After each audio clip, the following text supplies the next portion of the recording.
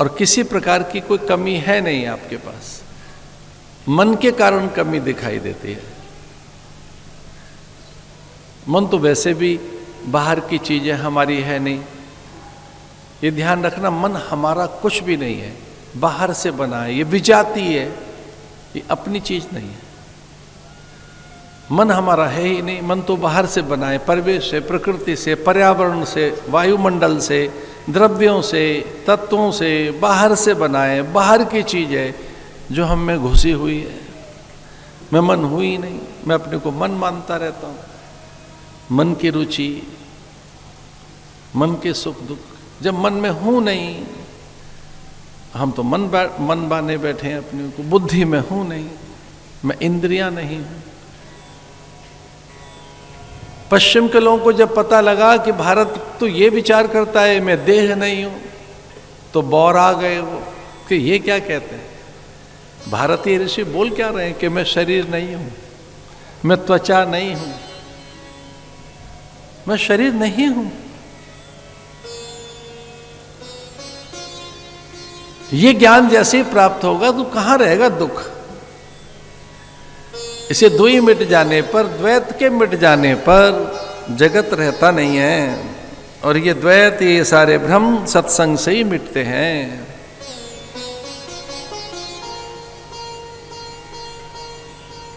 इसलिए कोई बहुत भाग्य की चीज है तो वो सत्संग है। बड़े भाग्य पाइए सत्संगा।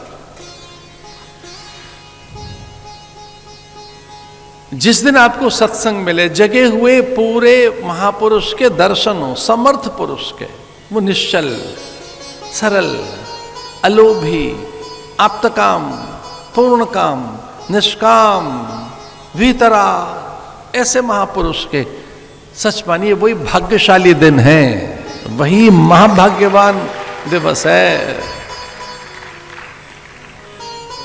विशोकावा ज्योतिषमती महर्षि पतंजलि कहते हैं। फिर शोक रहता नहीं है, वो समाधि ऐसी घटित हो जाती। साधु सहज समाधि भली।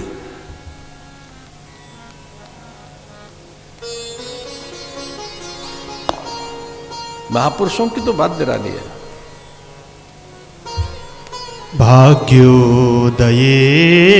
बहुजन्म समर्जितेन सत्संगमं च लभते पुरुषो यदा वै अज्ञान हेतुकृत मोह मदान्धकार नाशं विधाय हि तदो दयते विवेकः।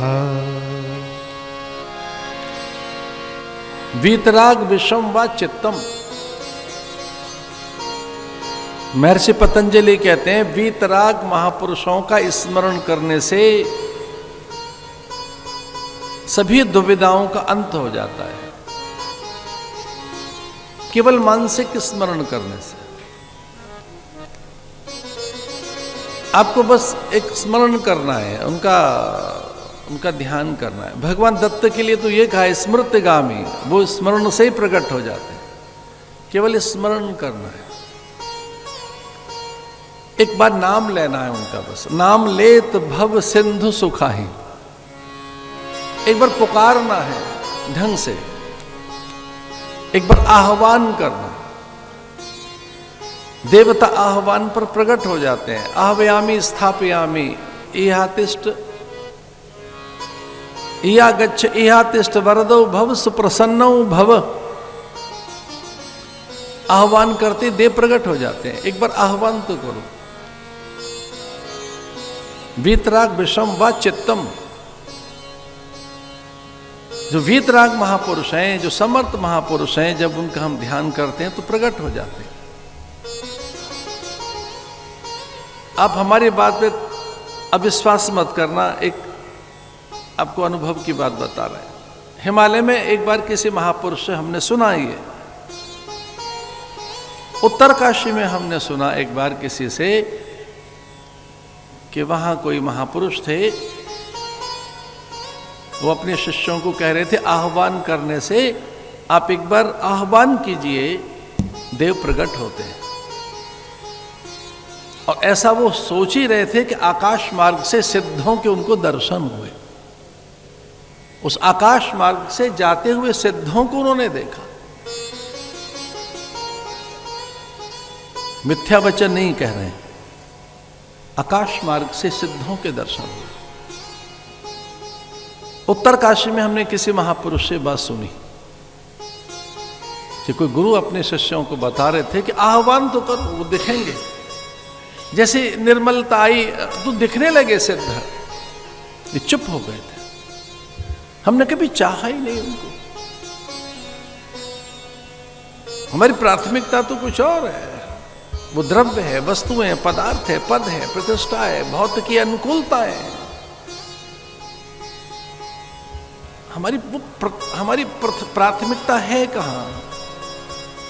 वो हमारी मांग कहां बनी है? वो प्यास है कहां?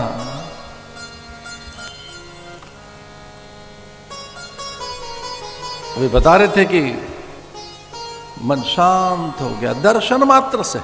उनसे कोई विचार नहीं हुआ, उनसे कोई संवाद नहीं हुआ, एक दर्शन हुए सिद्ध पुरुषों के।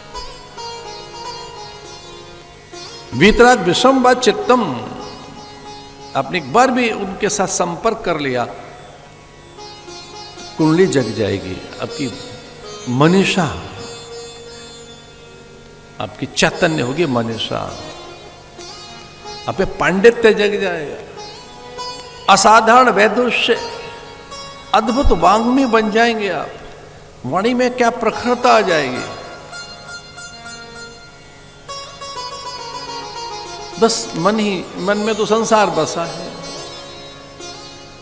इसलिए सत्संग बड़ी चीज है।